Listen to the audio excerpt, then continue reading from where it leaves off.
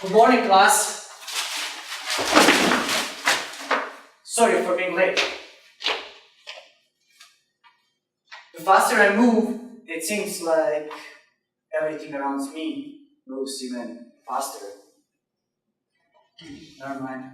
Today we're gonna cover statics. More specifically, it's gonna be torque.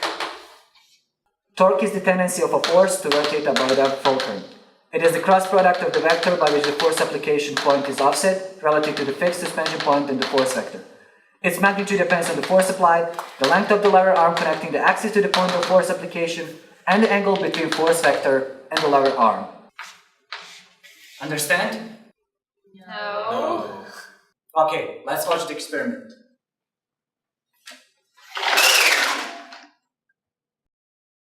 The first experiment will demonstrate torque by applying a force to one end of the seesaw. The seesaw is held together by a pin connection which allows the seesaw to rotate freely in both directions. A mass is placed on the left end of the seesaw, creating a torque about the pivot point that causes a counterclockwise rotation. This is because the perpendicular force applied is unbalanced. Placing a mass on the opposite end causes a clockwise rotation, balancing the two forces and thus the seesaw.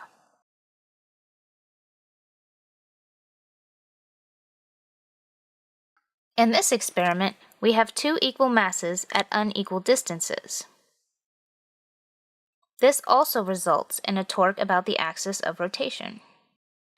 In order to counterbalance the torque, we must apply another force to bring the seesaw to static equilibrium.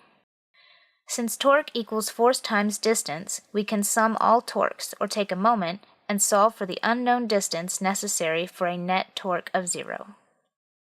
Have you ever wondered how motorcycles can lean so far over without tipping? It's due to torque. Suppose a motorcycle goes around a curve and does not lean. If we take a moment at the point where the tire touches the ground, the torque for the frictional force and the normal force become 0. The centrifugal force produces a torque with a clockwise rotation.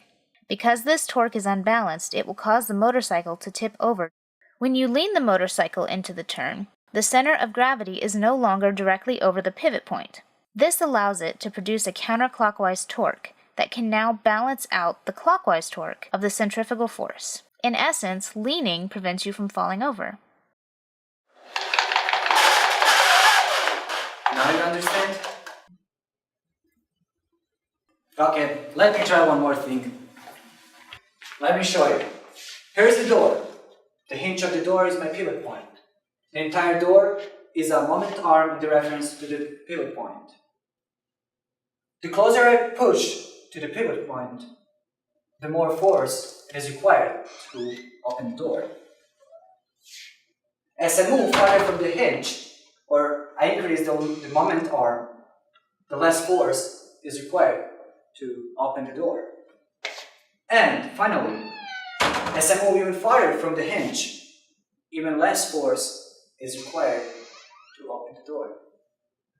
You see? Now understand? Oh. Alright, class dismissed. Does he look familiar to you guys? I'll get some duct tape next time. Like It won't fall off then. Ones we're gonna use. Okay, well, we're not gonna use anything. Wait. Okay. Wait until after this scene. And we'll... And finally, with this one.